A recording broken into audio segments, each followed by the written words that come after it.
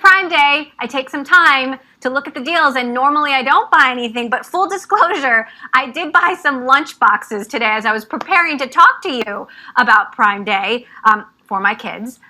What was your take? Are the deals good or worth skipping this year?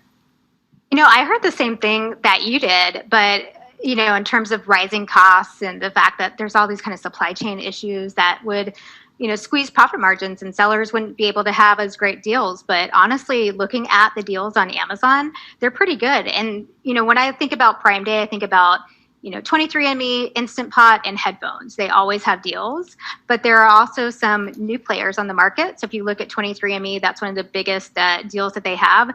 There's a lot of copycats, and there's others that are kind of paying their way to the top to get into those top slots to win. So there's more options for sure.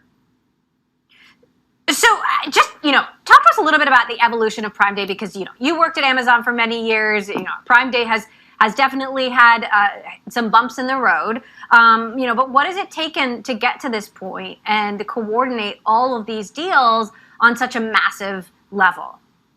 Yeah, Prime Day is several years old at this point, and they kind of have their playbook down. The net of it is it's a big sales event. They haven't innovated too much on personalization or curation. They really seem to rely on the ecosystem. So they have now kind of the evolution is influencers, which is a large part of Prime Day. It's a win-win for them because they actually take a revenue share by driving traffic and demand to Amazon. So a lot of the influencers are curating demand about these products. So the net of the evolution is it's more. They have 2 million deals.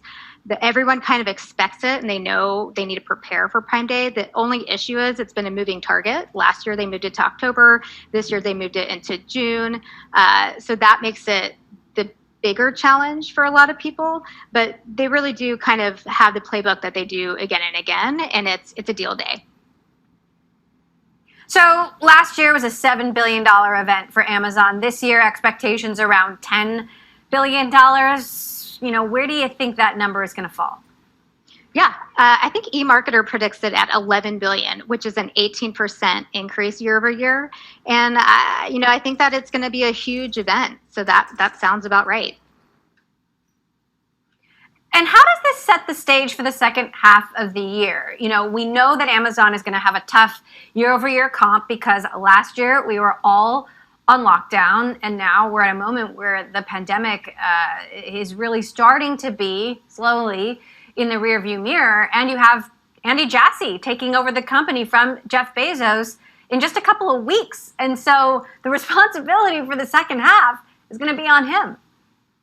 Yeah, I really do think that they're going to have some kind of tentpole event in October again. I don't know if they can call it Prime Day V2 or what they're going to call it, but these problems with supply chain and increasing costs are just going to continue and really condense into that, consolidated 5-day time frame during Cyber 5. And so, I really do see Amazon wanting to pull demand forward into October to smooth that out. And I think the big question is, what do they call it? So why are these supply chain issues continuing?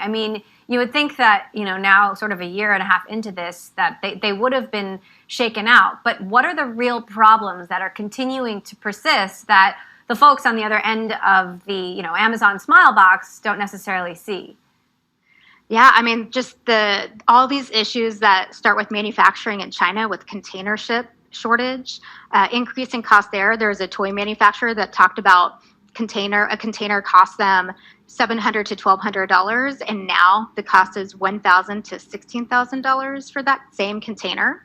So I think that we just see continued kinks in the supply chain system, and it's just not something that 1 year can fix. It's going to be an ongoing issue for a while.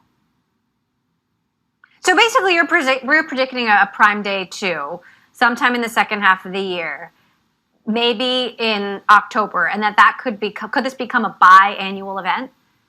I think so. I think the big question is what do they call it?